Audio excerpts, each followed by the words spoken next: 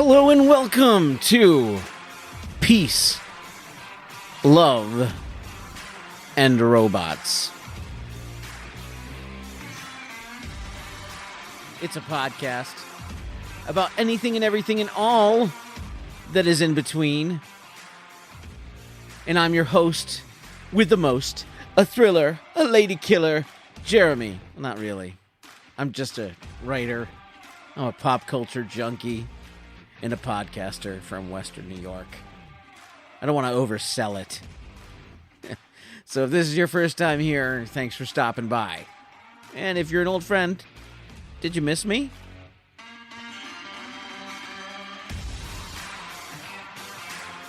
I really wish I could say I have a good reason, or multiple good reasons for taking a hiatus, but I really don't. I got lazy, I guess. As Mickey told Rocky after multiple successive title defenses against a bunch of tomato cans in Rocky 3, the worst thing happened to me that could happen to any podcaster. I got civilized. Or I'll let you decide. Maybe I just got lazy. I don't know. Seriously, I have sat at my desk time after time over the last few months, late at night, and looked to my right where my microphone and my PodTrack P4 sat gathering dust, literally and figuratively. Mostly literally, because I don't dust very often, and it shows. But at the same time, I had writer's block, or podcaster's block. I don't know what you'd really call it. I had nothing to say, nothing of merit at least. And with the world the way it is right now, I felt like me sitting around talking about whatever I talk about on this show, anything and everything. It just didn't feel like it mattered. I guess it was an existential crisis of sorts. Perhaps if I did a show with a co-host, I'd be kept a bit more accountable. But since I don't have the best availability to team up with anyone on a podcast right now, here I am, staring at a microphone, wondering what pearls of wisdom I may have to offer up to my faithful listeners. First, why don't I just get a little bit of a writing update for you? Let's do that, because I try to use this as an accountability tool of sorts, because I'm a writer, I have goals. So why don't I give you an update? As you know, I set a very lofty goal last year to write 7 books in 7 years and self-published the last one on or around my 50th birthday. So I guess lofty is sort of an understatement. And don't get me wrong, I wouldn't have set that goal the way I did if I didn't have enough ideas for 7 books. And thankfully, I have years of unfinished stories and a few other nonfiction ideas to get me to that number. But the only thing I have to do now is the hard part. Writing it. And there's lots of writing to do. I'm currently working on a novel. It's a fun action-adventure book, and I'll talk more about it once it's close to finished, at least when I finish the first draft, which I haven't even started. I know you're probably doing the math and thinking what I think on a regular basis. There's not a chance I'll be able to finish this book that I haven't even started writing, let alone write a book that I want to publish in 4 months. And those doubts are very, very real. And however, to calm your nerves, and my own, I have been doing some writing for the book. Just not the actual book. I'm sort of in a pre-production phase. That will make the actual production process a bit easier to take on.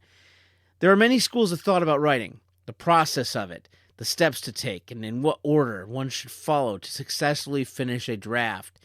Stephen King famously referred to plotting a book out before writing it as using a jackhammer to carve out a sculpture. Perhaps that explains why a lot of Stephen King's books, and don't get me wrong, I'm a huge fan, have great setups, great premises, and still fail to stick the landing. Perhaps if he plotted them out, the final acts might be a little bit better. I guess you can tell what side of the argument I'd fall on just by that rant alone. I'm plotting. I'm actually writing a treatment, which is half prose, half outline, that'll help me hammer out the plot and the bigger details of the story prior to writing the actual book. This process seems to be working for me, but I'm sort of stuck in the middle of the second act, trying to figure out where to go in order to hit the main conflict in the climax, which I sort of have in my head already. And honestly, if there's a problem in the second act, its roots are probably way back in the first act. But that's the great part about plotting it out before actually writing the book. It'll make it much easier to go back and fix that problem when I diagnose it. I don't have to rewrite tons of pages. Instead, I have to just rewrite or add a few paragraphs, and much more doable, I think. But will I hit my deadline? I sure hope so. I just don't know right now. Fingers crossed. If you're a longtime listener, maybe you want to know what I've been up to besides plotting out my book. Well, I've been up to a lot, personally and professionally. I don't really have anything entertaining going on, though. Much like everyone, each day is practically a carbon copy of the previously one. In the past few months, I've rewatched the entirety of Cobra Kai with my youngest son because he hadn't seen it, and the new season is set to release in September. That show's really great. It may be my favorite current TV show.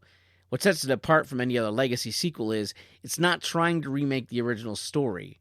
It's not trying to make what happened in the first three movies not matter. For example, and I probably talked about this in a previous episode, I'm not a fan of the new Star Wars trilogy. What that series of movies did was take the original three movies, and instead of building on that foundation, they tore it down. Han and Leia's relationship that built over three movies fell apart. Luke isn't leading a new Jedi Order. The galaxy's still sort of ruled by the Empire, except their name is now changed to the First Order.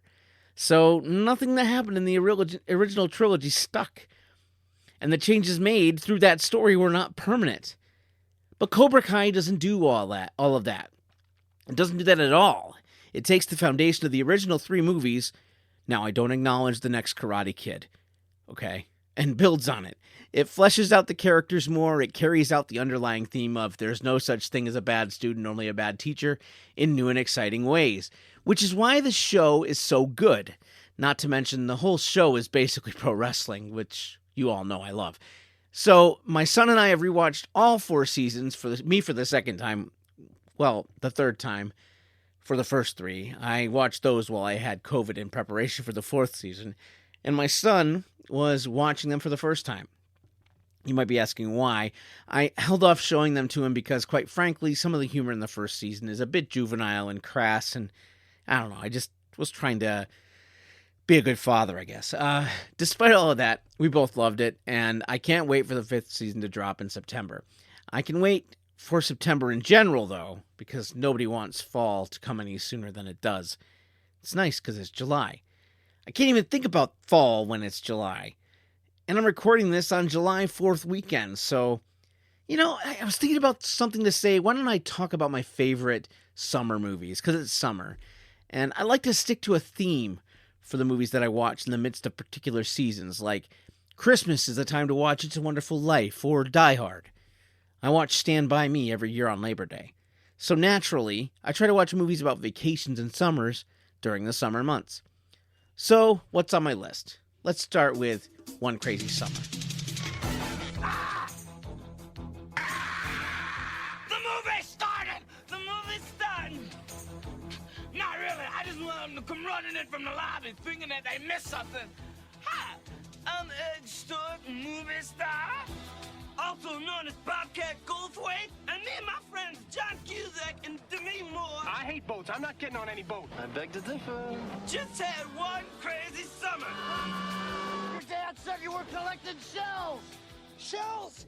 57 millimeter! We did all the normal things people do. Hey, little boy, will you hold on to this for me? Made friends. Sorry. Oh, no. Saw the sights. Please, your enormous is anything but chilly. Killed our own food. Dazzled women. Are you ready for me, Hoops? We were party animals. Help me! Everyone loved us. My car. And we loved every minute. By the end of the summer, I felt I'd grown a lot personally. I felt a little bit better about who I was and where I was going. Okay, let's move it out. Here we go. Wave. It really was one crazy summer.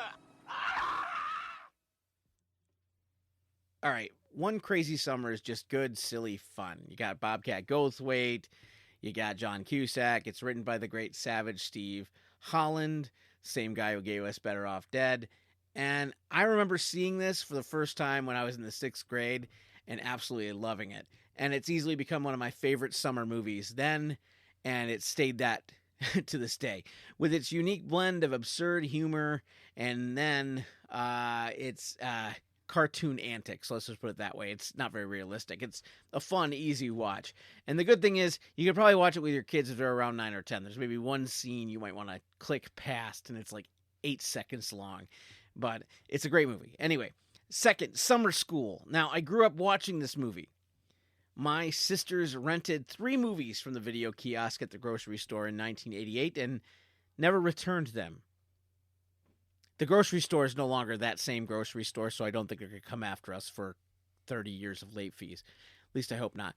I'm not going to name them. Those 3 movies were Spookies, which is a terrible horror movie that I may talk about at length sometime.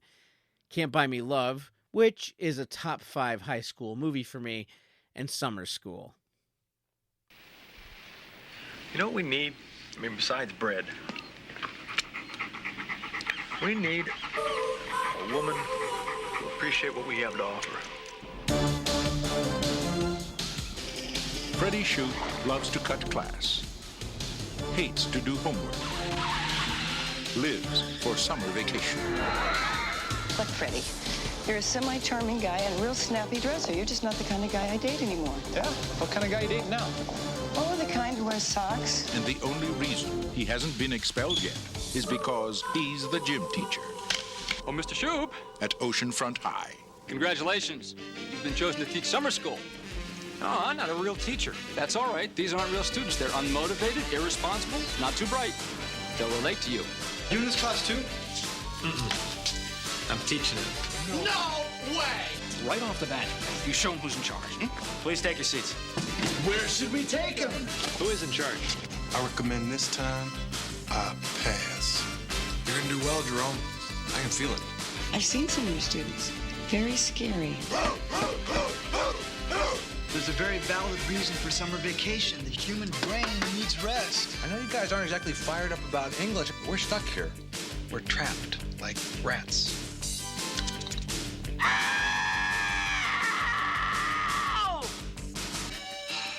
Tension breaker had to be done.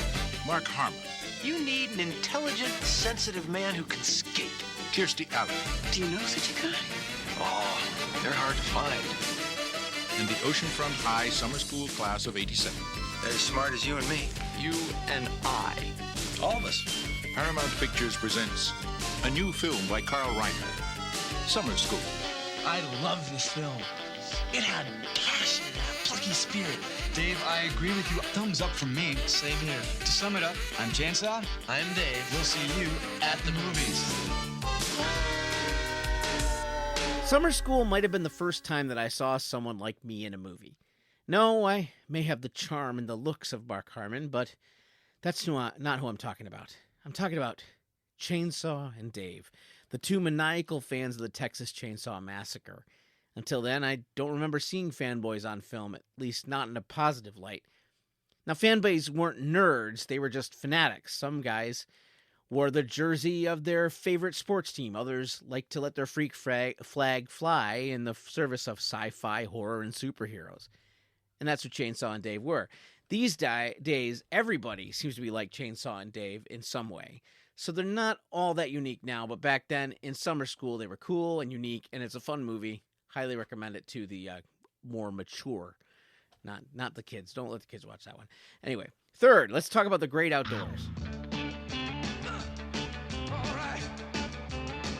This is Chet. You remember me, Chet Ripley? How you doing? This is his family. You can run around here naked as a bear and not worry about running into anybody. This is Roman. What a gas. This is his family.